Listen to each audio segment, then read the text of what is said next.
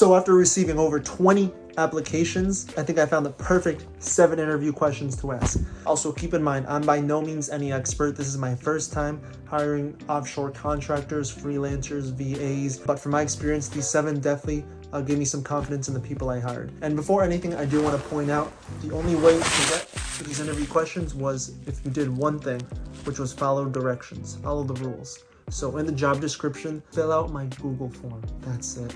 And a lot of them did, but a lot of them also didn't. So even if they had great resumes, great experience, just because they didn't follow that one simple rule, I just completely disregarded them, because if they can't follow this directions, how can I expect them to follow future directions? The first question is, what equipment do you have?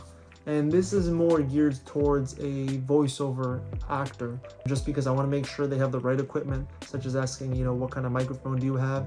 And a follow-up question would be, do you have access to a quiet room, a quiet place? That's the second question I would also ask. Another question would be, how is your internet connection? So the reason I ask this is I just want to make sure they have reliable connection.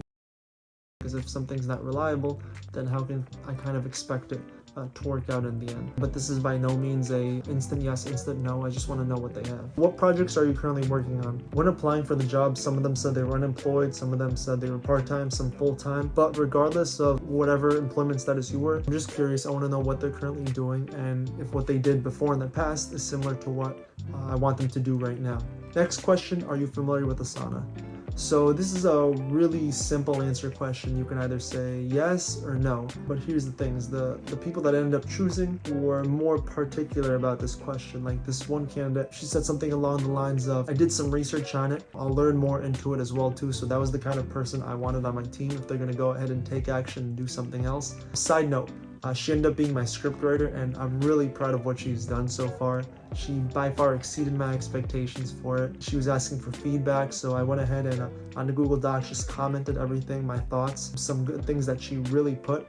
And because I put a 2,500 limit, she really stressed about that there and was saying, I added as many fillers as I could, and do you want me to add, any more? So after reading it through, I was like, this is pretty good. It flows well.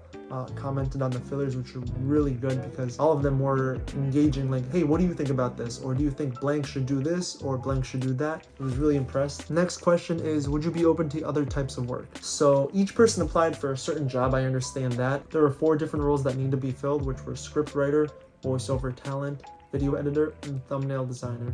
So if somebody signed up for voiceover talent, but they're like, hey, I do graphic design on the side, or, I can make thumbnails, or even something random. I just want to know any other things, they might have, because, who knows, maybe I might have a different project later on. And if I already interacted with them once and had a good experience, I definitely want them on my team a second time around. The next question I asked is, would you be comfortable watching training videos? So this question is like a no-brainer, like obviously yes, is what I expect, but I just want them to know that there's going to be training videos, so they're confident that I'm not just gonna give them whatever without them knowing what they're supposed to do. What I went ahead and did is gave the video editor training videos from cash flow channels, which Ryan Heldrick provided in his course, and then for each other candidate, I went ahead and just recorded my own training videos of how I want them to write the script and paste it into Asana, how I want them to record and paste it into Asana, and so on and so forth. The biggest thing was how to use the actual program Asana, as you might know from my repetition. So the final question is, how do you feel about working as part of a team? So this one, I just want to know what their viewpoints were about collaborating with, not just one-on-one, but with a bunch of other people. And even though this isn't going to be the exact case, in the workflow, like they won't talk to each other or anything, I just want to make sure in the event if they ever had to, that they'd be comfortable with it. So yeah, those are a few of the questions I asked during the interview.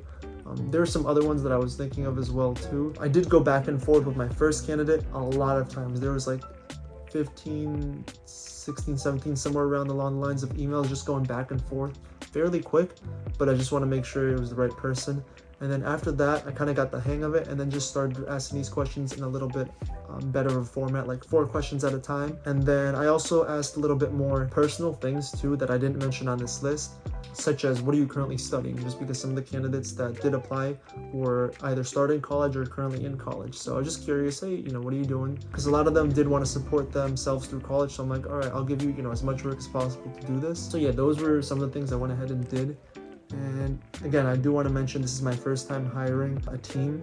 So I don't know how it's going to go, if it's going to go well, if it's going to go bad, but I do want to mention that during the first 24 hours of assigning the tasks, I gave each person about 2 days to complete the task.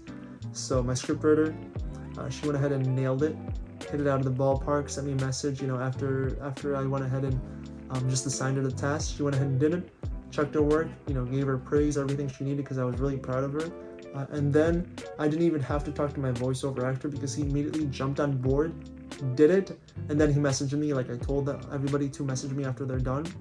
Checked it, loved it, and it was all good. And then afterwards, my video editor actually messaged me too. This was later on throughout the day. This was yesterday, by the way. Just messaged me a little bit more about it, and I'm like, that he's ready to start. So I'm like, all right, I'll assign you this video. And then he's been working on it since. I got an update this morning saying he's still working on it, but then was asking more questions as well, which I'm really happy about. Just because it feels like, the work that they want to put in, is quality work. And, I'm really happy about that. So I was saying this is the starting pay. And then afterwards, as long as you provide, quality work, expect to get, pay raise, just because I feel like you should be rewarded for what you're doing, especially if you're doing a good job. But yeah, those are some of the questions I've asked. I think that's like the third, fourth time I said that. Hopefully you found some value in that. If you have any other questions about doing the process, make sure you leave it in the comments below. And if you like this kind of style of video, make sure you let me know. And don't forget to hit that subscribe button for more content like this. Till next time, Chris. Peace. I'm Chris.